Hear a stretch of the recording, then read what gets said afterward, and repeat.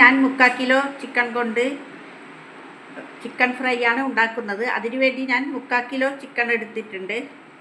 ഒരു 2.5 table spoon മല്ലിപ്പൊടി,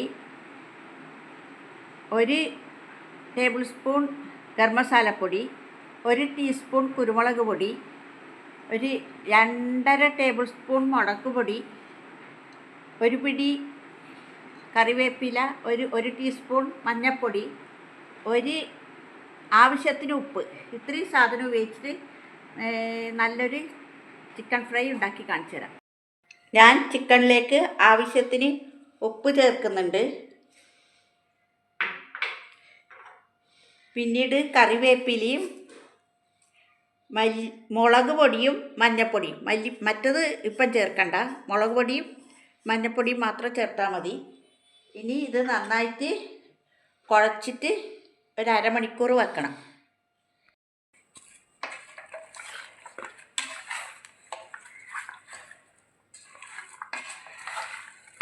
ഇതുപോലെ നന്നായിട്ട് കുഴക്കണം.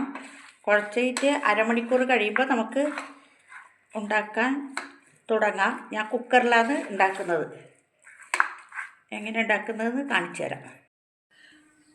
ഞാൻ കുക്കർ അടുപ്പത്ത് വെച്ചിട്ടുണ്ട്. അതിലേക്ക് ഞാനൊരു 1/4 കപ്പ് വെള്ളം ചേർക്കുന്നുണ്ട്. കുറച്ച് ചേർത്താൽ മതി കേട്ടോ. അതെന്തിനാണ് അടിക്ക് പിടിക്കാതിരിക്കാൻ.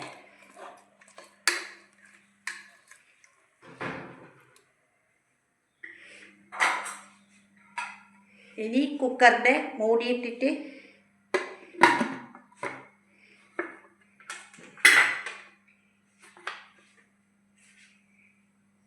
വിസിൽ വരുമ്പോൾ ഇപ്പം വിസിൽ വരുന്നുണ്ട്. അപ്പം ഞാനതിലേക്ക് വെയിറ്റ് ഇടുന്നുണ്ട്. വെയിറ്റ് ഇട്ടിട്ട് ഒറ്റ വിസിൽ അടിക്കുന്ന സമയത്ത് ഓഫാക്കിയിടണം.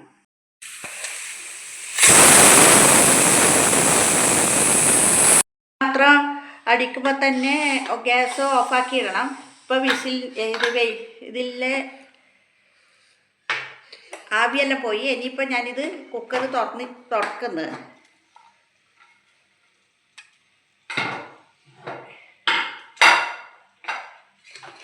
ഈ കോഴിയിൽ ഇതിൽ തന്നെ സ്വന്തം തന്നെ വെള്ളം വരും. നമ്മൾ വെള്ളം ചേർക്കേണ്ട ആവശ്യമില്ല. പിന്നെ ഞാൻ അടിക്ക് പിടിച്ചുകൊണ്ടാണ് വിചാരിച്ചിട്ട് ഒരു 1/4 കപ്പ് വെള്ളം ഒഴിച്ചു എന്ന് മാത്രം. ഒരു പാൻ അടുപ്പത്ത് വെച്ച് അതിലേക്ക് ബാക്കിയുള്ള മല്ലിപ്പൊടി, ഗരം മസാലപ്പൊടി, കുരുമുളക് പൊടി എല്ലാം ഇടണം. ഇട്ടതിന് ശേഷം അത് ചെറിയ തീയിൽ വറുത്തെടുക്കണം.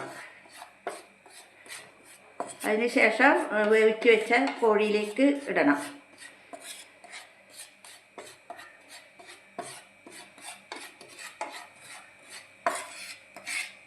ഒരു ചെറിയ ബ്രൗൺ കളറാവുന്നത് വരെ വറുക്കണം.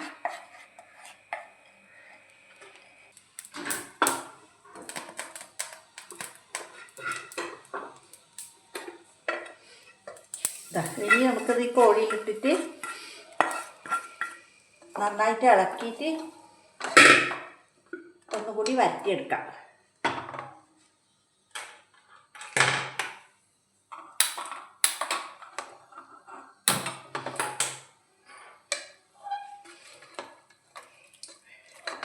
നന്നായിട്ട് വരട്ടിയിട്ട്